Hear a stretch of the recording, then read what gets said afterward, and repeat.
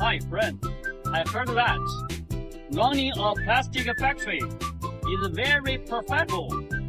Yes, it's very, very profitable because our buildings are falling from the sky.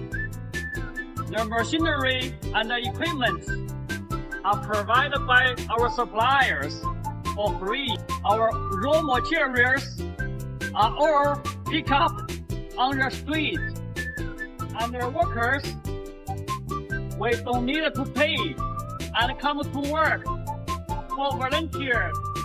And I just sitting in the office, drinking tea and watching a video, and the money come all around the direction.